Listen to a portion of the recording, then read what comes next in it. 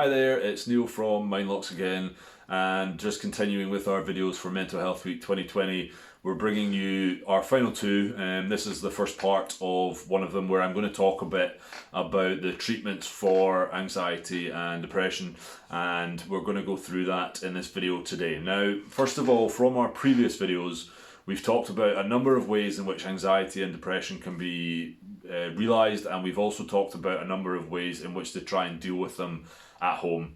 Now, what this video aims to cover today is when we're getting to a point where it really needs dealt with in a medical way, and obviously it's going to be a long-term therapy treatment.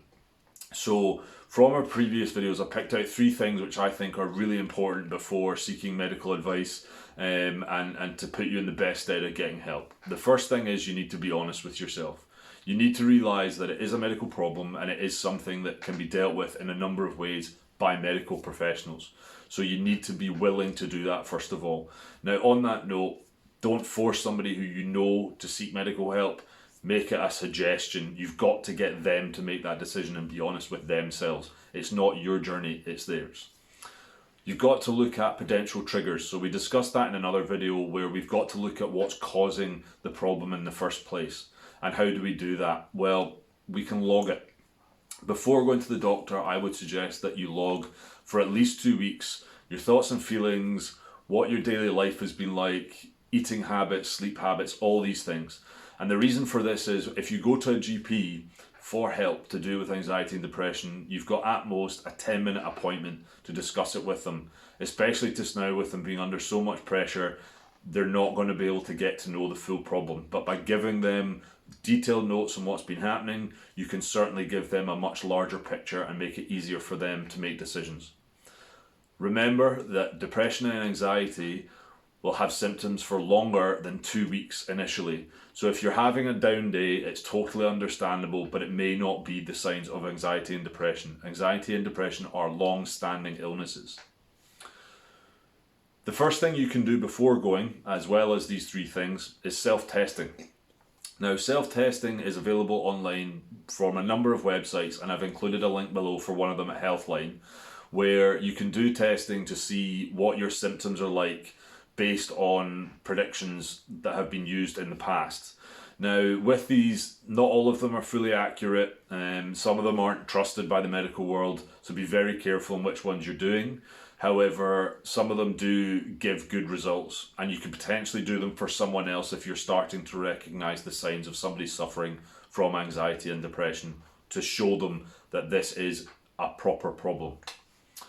Once you've done that, obviously we're going to look then to be seeking medical advice from either a doctor or a mental health professional.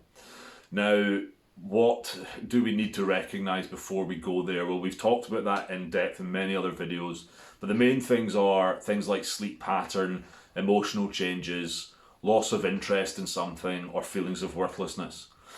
The final one as well, where you need to immediately seek medical advice, is suicidal thoughts. If you're having anything like this, you do not know from the next hour to the next week how bad that's going to get and what it could cause you to do, and it can be very dangerous for either yourself or somebody you know who's having those thoughts. When you first go to the doctor, what they will likely do is they will give you a screening. Now, a screening will cover the similar questions to what is seen in these online tests, where they will make a judgment based on the results of how bad, if at any, your anxiety and depression symptoms are, and from then they'll make a decision of what types of treatment you need, which we'll come on and cover in a minute. They'll also look at other symptoms. Anxiety and depression can be linked to various things: problems with blood, problems in diet, problems in emotions, all sorts of things, and again, it's something that you should discuss with the doctor. The doctor may also prescribe a different approach. They may send you for psychology or psychiatry. Now, if they do this, it's something that I have been through, and it's not to be scared of. However, I will warn you, if going through the NHS path, there is a long waiting list. I had to wait about 1.5 years before I even heard for an appointment letter, and after that they had messed it up so badly that I didn't even get an appointment. So I'm just giving you that pre-warning. Now, with the therapy side, there's three main types of therapy that you could receive. There's cognitive behavioural therapy, where they'll look at irrational thoughts and how your thinking process can deal with them better. There's interpersonal therapy, which looks at how somebody reacts to public situations and social situations and how they communicate effectively in those situations, whether it be for anger problems or for emotional support or all sorts of things in there. And there's also problem solving. Problem solving therapy gets the brain to obviously think in a logical manner and improve those skills so that the person can deal with day-to-day problems in a more rational way so that they don't trigger these anxiety and depression symptoms.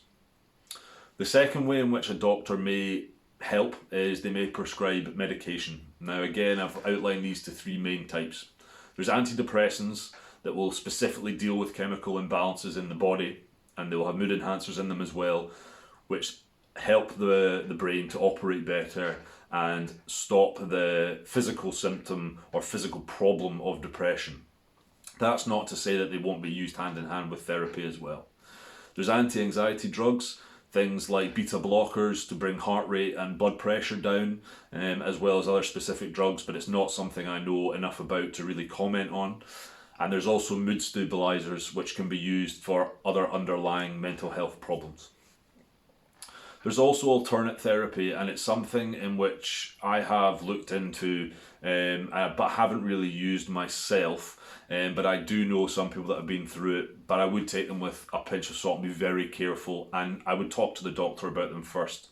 And these can be things like hypnotherapy or hypertherapy or all these kind of different approaches to the medical problem of anxiety and depression. Now, the final thing I just want to note is it's going to take longer than 2 weeks for any of these to be effective. Drugs can take months, therapy can take years, and alternates, I don't know, they can take even longer. It is a long journey. It's going to be one that once you're open and honest about it, you'll get help with. Trust me, I've been there. I didn't want to go through any of it. I have done, and I'm in a much better place because of it. However, getting help is hard. The GPs are stretched, privates are stretched, psychology's stretched. Actually getting a medical professional to convince to get any sort of treatment is really, really hard, and it's a real up and down roller coaster of a journey. It's ones where there'll be highs, there'll be lows, but trust me, it's totally worth it in the end. All that's left for me to say is thank you for watching again. Give a mention to our charity in Edinburgh, Health in Mind, who we're working along with to fundraise once hopefully Corona is over. And I wish you all the best and stay safe. Like, subscribe, share. Thank you very much.